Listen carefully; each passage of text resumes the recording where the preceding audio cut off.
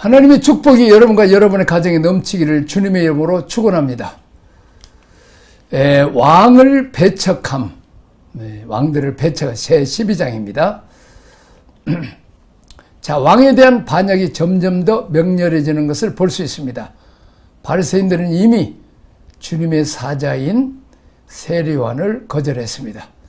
바리새인들은 주님께서 능력의 일을 행하셨는데도 회개하지 않았습니다. 이제 그들은 안식일 문제로 주님과 논쟁을 벌이며 주님을 범죄자로 규정합니다.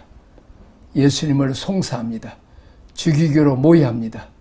주님이 귀신의 왕 바알세불 심리로 귀신을 쫓아낸다고 이렇게 비난하고 있습니다. 어떻게 귀신의 왕이 귀신을 쫓아내겠어요? 귀신과 반대되는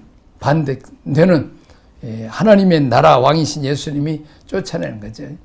귀신이 나가는 것을 보면 이미 하나님 나라가 임했다는, 예수님이 왕으로 임하셨다는 거죠.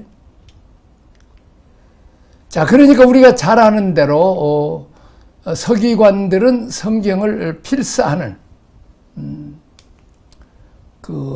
전달하던 사람이고 지금은 신학자들이죠. 바리새인들은 그 로마 시대에 경건하게 살자 해서 스스로 구별될 삶을 산다고 자처하는 사람들끼리 모여서 바리새인 그룹을 만들었습니다. 우리는 다른 사람과 다르다. 우리는 구별된 삶을 산다고 스스로 생각하고 자기 삶을 절제하고 살았던 사람들이 결국 이제 변화가 없게 되니까 메시아를 잡아 죽이는 일에 앞장섭니다. 이런 비극은 우리가 반역하지 말아야 합니다. 예수님 보고 귀신이라고 기가 막힐 노릇입니다. 자, 안식일 문제에 대한 대립입니다. 안식일, 할례, 음식원, 규례는 유대교의 기둥이라고 말할 수 있습니다. 이것들이 무너지면 유대교가 무너진다고 생각했습니다. 안식일은 예수님이 무너뜨렸고, 할례는 바울이 무너뜨렸고, 음식에 대한 정결의식은 베드로가 무너뜨렸습니다. 그래서 유대교의 3대 적이라고 그럽니다. 예수님, 바울, 베드로, 이들을 적이라고 규정하고 핍박하고 죽였습니다. 자, 바리새인의 도전입니다. 바리새인들은 예수님과 그의 제자들을 눈에 불을 켜고 감시하고 있었습니다. 그것은 당시 대부분이 유대인들이 바리새인들을 존경하고 따르고 있었는데 유독 예수님과 그의 제자들만은 그를 따르지 않았고 유대교의 가르침과는 다른 교훈을 가르치며 백성들을 선종하고 있었기 때문입니다. 그래서 어떻게 하든지 트집을 잡으려고 혈안이 되어 있었는데 마침 예수님의 제자들의 안식일에 이삭을 비벼 먹는 모습을 보게 되었습니다. 자, 안식일 논쟁입니다. 예수님께서 배고팠던 다윗이 안식일에 아히멜렉이라는 제사장 집에 들어가 제사장만이 먹을 수 있었던 진설병을 먹었던 일에 대해서 언급하십니다. 주님은 또한 제사장이 안식일에 일하며 희생제물을 드리는 것을 허용한 율법에 대하여서 언급했습니다. 제사장들은 성전 안에서 안식일에 양이나 손을 잡는 일을 했습니다. 죄를 범한 백성들이 있을 경우에는 안식이라도 제물을 드려야 했습니다. 자, 마지막으로는 선지서에서 인용하여 호세아서 6장 6절이죠. 하나님께서 안식일을 정해 주셨음과 공허한 외적인 의식보다는 마음에 더 관심을 가지고 계신다는 것을 나타냈습니다. 그리스도는 담대하게 인자는 안식일의 주인이라고 선언하셨습니다. 주님이 없으면 안식일도 없습니다. 예수님은 만물의 주인, 성전의 주인, 안식일의 주인이십니다. 그러므로 안식일의 법은 주님을 따라 맞춰야 합니다. 안식일의 주인인 주님의 법을 따르는 것이 안식일을 지키는 방법입니다. 구약의 성일인 안식일은 아무 일도 안 하고 쉬는 소극적인 방법이었으나 신약의 주일은 생명을 위해서 역사하는 적극적인 방법을 지켜야 한다. 주일은 생명을 살린다. 그래서 주님은 주일날에도 병자들을 고치셨습니다. 주일은 안식일이 아니고 생명을 살리는 날이다. 자, 안식일에 대한 성경적 고찰입니다. 자, 안식일의 의미, 성경이 쭉 나와 있죠. 참고할 수 있기 바랍니다. 자, 특별히 출애기 31장에 나와 있고 최초로 창세기 2장에 언급되어 있죠. 그러니까 쭉 한번 보십시오. 신명기 5장 십계명이 반복되고 이사야서 56장 안식일에 얘기. 복음 12강 할 때 안식일에 대해서 우리가 자세히 공부했습니다. 자, 안식일의 목적, 여호와의 안식, 인자는 안식일의 주인. 사람의 안식일을 위해 있지 않고 안식일이 사람을 위해서 있다. 자, 안식일의 진행. 안식일의 원래 의미는 쉬면서 공급을 받는 날입니다. 이 안식일이 이제 하나님이 일주일 동안, 6일 동안 준비하셨던 것들을 그대로 다 받아들여서 하나님의 풍요로움을 경험하는 것이 최초의 안식일의 출발이었는데, 그래서 쉴 뿐만 아니라 하나님의 것으로 체험을 받는 날이었습니다. 자, 이 안식일을 확식시킨 게 절기가 되겠습니다. 자, 7대 절기. 7대 절기를 보면 점점 성장해 가는 것을 볼 수 있습니다. 성장을 경험하며 하나님이 준비해 놓으신 축복들을 누리는 잔치, 인생을 삽니다. 세 번째, 안식일과 절기의 확대가 안식년입니다. 빛을 탕감하고 노예를 해방시켜주고 사람과 땅이 쉬게 하고, 이 안식년의 극대화가 신년입니다. 빛탕감, 노예생활, 그리고 기업으로 돌아감. 원래 하나님이 주셨던 기업의 땅으로 돌아가죠. 신약시대에 있어서 신년의 개념은 기업이신 그리스도에게로 우리가 들어가는 것입니다. 그래서 그리스도를 누리는 것입니다. 자, 네 번째, 이것이 신약시대에 와서 사도행전 이후에 안식일이 주일로 바뀌죠. 왜냐하면 구약은 창조가 기준이었지만 신약은 십자가 부활이 기준이기 때문에 부활의 날을 재창조의 날로 해석해서 이제 주일을 이렇게 지키게 됩니다. 지금도 안식일을 잘 지키는 방법이 뭡니까? 주일을 잘 지키는 방법이 주일 성수라고 말을 하죠. 그것은 살리는 일을 하는 것입니다. 살리는 영의 일을 하라는 것이, 요한복음 5장 17절 보면 내 아버지께서 이제까지 일하시니 나도 일한다. 우리 주님도 안식일에 일하는 날로 이렇게 선포하셨습니다. 일이라고 하는 것은 자기 일이 아니라 하나님의 일에, 영혼 살리는 일, 이런 구약의 전통이 하나님의 구속사에서 어떻게 진행되는가를 잘 모르고 바리새인들이 여전히 안식일에는 일하지 않는다고 생각하고 했고, 예수님은 구속사의 흐름에 따라서 안식일은 영혼을 살리는 날이고 하나님이 일을 하는 날이다. 그렇죠. 처음 오는 사람들, 아직 주님 영접하는 사람들, 그들에게 복음을 전해서 예수 믿게 하고 죽은 자가 다시, 죄와 사망에서 죽은 자가 다시 예수 믿고 살아나게 되는 거죠. 자, 이렇게 발전을 시켰는데 여기서 문제가 생긴 거죠. 일부러 예수님은 또 제자들과 함께 마치 시위하듯이 안식일에 병든 자를 잡고 고치는 것입니다. 자, 손 마른 자를 고치심. 불필요한 충동을 피하셨죠. 자기를 드러내지 말라 경계하셨습니다. 아직 때가 이르지 않았기 때문에 불필요한 충돌을 피하기 위해서 자신을 선전하지 못하게 하셨습니다. 그래도 우리는 이 안식일에 대한 정리를 좀 해야 됩니다. 지금도 안식교와의 어떤 그런 갈등을 가진 교인들 가운데 토요일입니까? 주일입니까? 쉬어야 됩니까? 교인들이 하는 일은 무엇입니까? 복음 안에서 좀 정리해 봅시다. 복음 12강에서 복음의 효력에 대해서 공부할 때 제2강인가 우리가 안식일을 지키는 문제를 다뤘습니다. 거기 가서 참고할 수 있기를 바랍니다. 이미 우리가 녹화되어 있죠? 자, 두 번째, 이적에 대한 도전입니다. 분쟁하는 집은 망한다. 감사.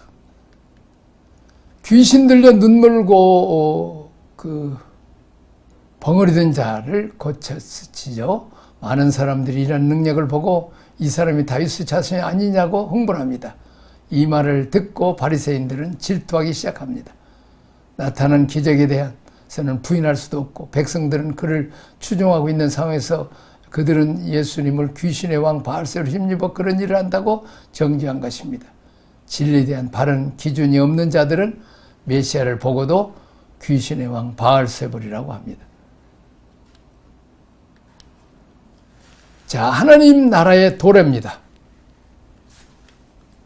성령을 힘입어 귀신을 쫓아내는 것이라면 하나님 나라가 이미 그들에게 임했다고 말씀하십니다. 귀신이 쫓겨나고 성령의 능력이 임하면 거기에 하나님 나라가 임합니다. 다시 말하면 예수님이 그동안 귀신이 왕이었지만은 이제는 귀신을 몰아내고 사탄 왕이었지만 이제는 예수님이 그들에게 왕이 되고 그들은 백성이 되므로 하나님 나라가 그 사람 가운데 임한 거죠. 사탄이 세력이 지배하느냐 하나님의 통치를 지배하느냐 하나님 나라가 식별됩니다. 먼저 강한 자를 결박하여야 집에 들어가서 세간을 늑탈한다. 귀신 지배했던 쓸 때는 귀신의 나라죠. 하나님이 통치하시면 하나님 나라입니다. 내 삶의 운전대를 누가 잡고 있느냐? 나는 죄가 끌고 다니고 귀신이 끌고 달리고 욕망이 끌고 다닌다면 이 사람은 어둠의 나라를 사는 사람입니다. 빛이신 그리스도가 우리에게 주신 감동을 따라서 인도함을 받으면 우리가 빛 가운데서 사는 사람, 하나님 나라 백성이 됩니다.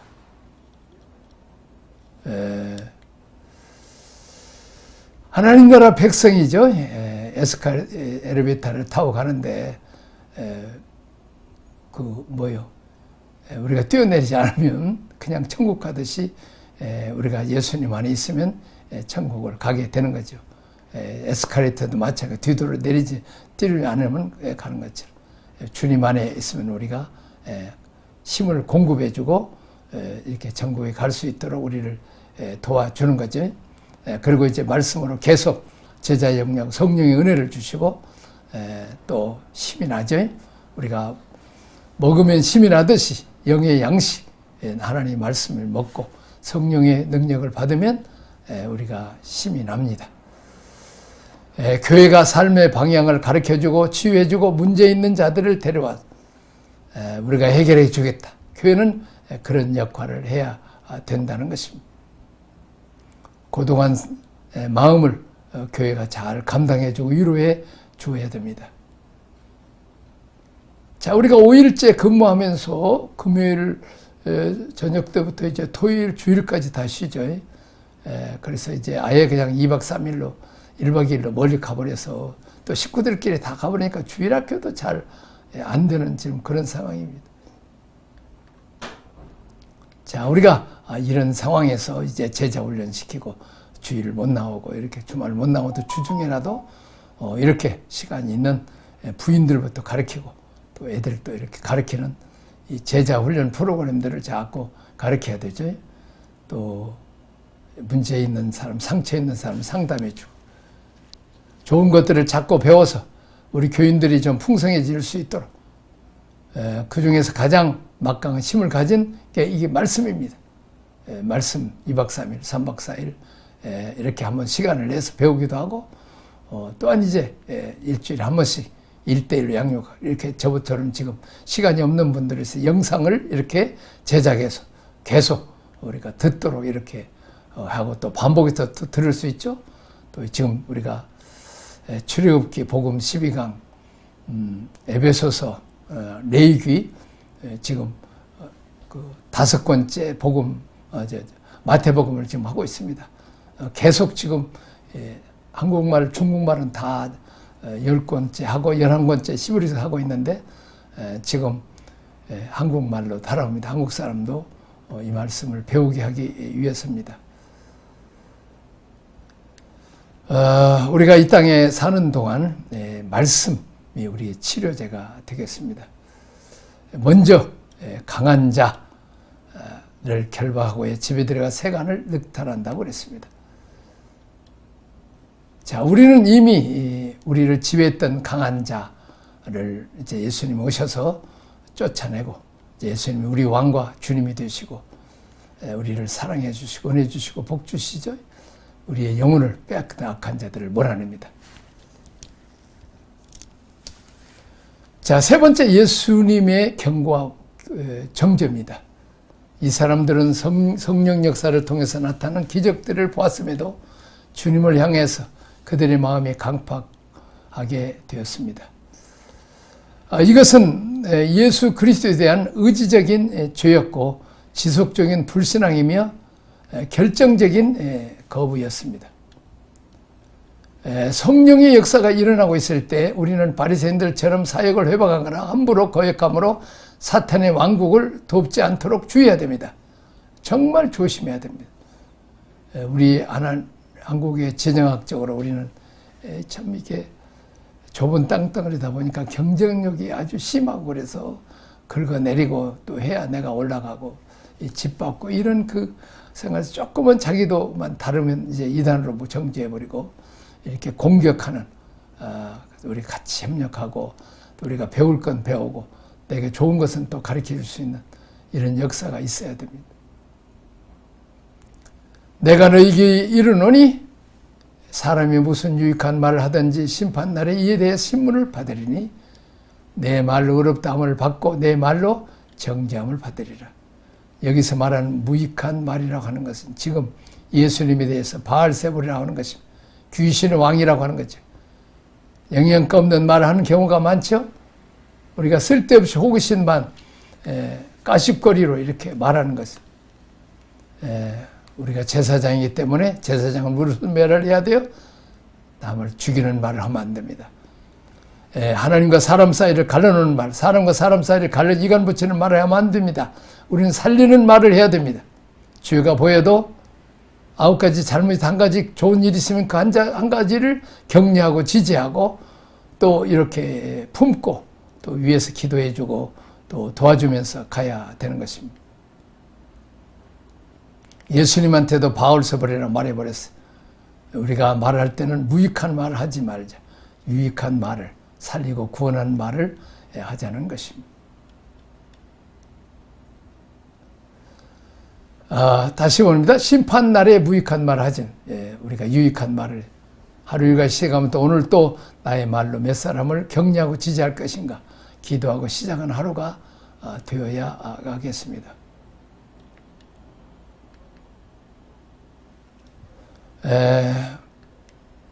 자, 이제 우리가 내가 가지고 있는 것 적어도 남을 도와줘서 남을 살리고 구원하고 위로해주고 또 용기를 주는 이런 말을 해야 되고, 참 또 이런 설교를 해야 되죠.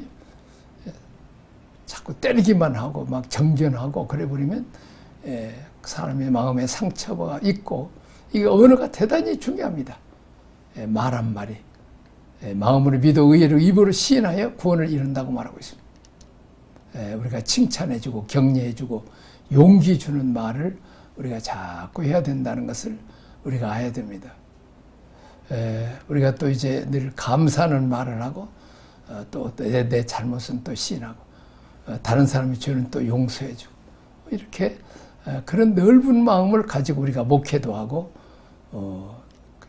이제 그 신앙생활도 해야 된다는 것을 우리가 봐야 됩니다. 또 특별히 이제 성경 공부를 이렇게 많이 해서 또 이제 다른 사람들에게도 자꾸 이렇게 좋은 말씀을 이제 은혜서는 이 말씀이 곧 생명이고 내 말이 영이요 생명이라 우리 영을 살리고 생명을 살리는 이제 말씀이 목회자는 최고의 무기이기 때문에 신방에 가서도 격려의 말, 소망해 주는 말을 해야 돼. 그래서 사람을 살리고 좌절하고 낙심한 자들에게 힘과 용기를 주는 말을 해야 됩니다. 자, 그것이 옳다 하더라도 유익이 안 되면 우리는 말을 해서는 안 됩니다. 사람에게 유익되다는 말을 하지 말아라. 유익한 말을 하라는 거. 사람은 그 성령 해방죄죠. 사람은 무지하고 부주의하여 하나님을 회방할 수 있습니다. 그러나 성령의 역사를 알면서 이를 고의적으로 회방하여 성령께서 내심에 강동하여 역사할 때 이를 거역하는 자에게는 사유에게 용서받을 길이 없다는 거예요. 성령의 감동과 역사는 죄를 깨닫게 하며 회개하는 것입니다. 그러므로 그것을 거부하는 것은 결코 회개를 거부하는 것입니다. 이상건 박사님 주석이죠. 이는 구체적인 죄 행동이 아니라 성령에 반항하기로 작정한 고집하는 마음의 상태를 말하고 있습니다. 성령님의 사역입니다. 고린도전서 12장 3절, 로마서 8장 9절 예수를 주로 시인하게 합니다. 요한복음 14장 16, 17절 내주 동거합니다. 성령께서 예수를 주로 시인해서 믿게 하고 구원받게 하는 거죠. 요한복음 그리고 내주 우리 안에 거하시고 요한복음 14장 20절 진리를 가르치고 진리 가운데로 있는 성령께서 다 가르쳐. 나는 지금까지 어렸을 때부터 누가 제대로 가르쳐준 사람이 없고 뭐 신앙을 했지만은 근데 자세한 것들은 성령이 가르쳐요. 요한복음 16장 9절에 11절에 보면 주님이 이루신 일들을 완성하심. 죄, 의, 심판에 대해서 책망. 죄라는 말은 예수님 우리 죄를 회개하고 이제 예수님의 십자가 붙들면 그 피로 다 죄사함 받는다는 것을 왜 안 믿느냐는 거죠. 의, 우리가 예수를 믿으면 예수님의 부활하신 것을 우리를 의롭다 칭해 주시고 우리를 거듭나게 하시는 것. 그거 왜 안 믿느냐는 거죠. 심판. 원수마귀 사탄은 예수님의 십자가 부활로 그의 머리를 때려 부셨기 때문에 이미 마귀는 힘을 못 써요. 머리에 충격을 받으면 힘 못 쓰죠. 그 졸개되는 귀신이나 역사하는데 너무 두려워하지 말을 강하고 담대. 죄에 대해서, 의에 대해서, 심판에 대해서 책망을 한다는 거예요. 자, 성령과 연관된 죄들, 비인격적인 죄들입니다. 자, 로마서 8장 20절 탄식, 에베소 4장 20절 근시, 데살로니가서 5장 19절 소멸, 사도행전 7장 51절 거스림, 사도행전 5장 3절 4절 속임, 히브리서 10장 29절 욕되게함, 마태복음 12장 33절 회방함. 우리가 이런 죄들은 조심해야 돼. 성령님도 우리의 똑같은 인격을 갖고 계시다는 거죠. 자, 우리가 성령은 우리 도와주시는 분이니까 성령과 관계가 멀어지면 안 되죠. 세 번째, 표적에 대한 도전입니다. 바리새인과 서기관들이 늘의 표적을 요구합니다. 예수님은 악하고 음란한 세대의 표적을 구하나 선지자 요나의 표적밖에는 보일 것이 없다 하셨어요. 주님은 한 가지 표적만을 약속하셨는데 곧 요나의 표적을 비유한 자신의 죽음과 장사지름과 그리고 사흘 만에 다심 표적 중에서 최고의 표적은 우리를 위해서 십자가에 죽으신 예수 그리스도의 그 대속의 은총과 그리고 사망권 새기시고 부활하셔서 우리를 의롭게 하고 거듭나게 하시고 우리도 죽은 자 가운데서 우리가 무덤에 갔다가 우리를 부활시키실 그 부활하신 주님을 믿는 것. 이 표적이 가장 큰 표적이고 우리에게 죄의 문제 해결하고 죽음의 문제, 저주 심판의 문제를 하고 우리를 하나님의 자녀가 되고 하나님 나라 백성 되게 하는 이런 표적이 제일 큰 표적이 십자가 부활하는 것. 예수님이 말씀하신 진정한 표적은 3일 동안 죽음의 골짜기를 지나 살아나는 십자가 부활의 사건입니다. 그것은 모든 사람을 살리기 위한 표적 중에 표적입니다. 이 표적을 보고도 회개하고 돌이켜 믿지 않는다면 그들은 다른 희망이 없다는 것입니다. 여기까지 하겠습니다. 하나님 아버지 감사합니다. 찬양합니다. 우리가 정말 안식일에는 이제 구약에서는 하나님이 천지 창조하신 것을 우리가 누리는 수동적이라면 신약에 와서는 아버지께서 나도 일한다. 이제 주일날 교회 온 사람들에게 전도도 하고 이제 처음 온 사람들에게 복음의 메시지도 전하고 그리스도의 사랑도 주고 또 주님 만나 해방과 자유를 느끼는 소망과 이런 기쁨으로 찬양하는 그런 은혜가 있게 하여 주옵소서. 그리고 이제 병든 자를 고치고 귀신을 몰아내고 이렇게 상한 자들을 위로해주고 치료해주는 권면도 할 수 있는 그리고 살리는 말을 하는 목회자와 성도들이 다 되게 하여 주옵소서. 예수님 이름으로 기도합나이다. 아멘.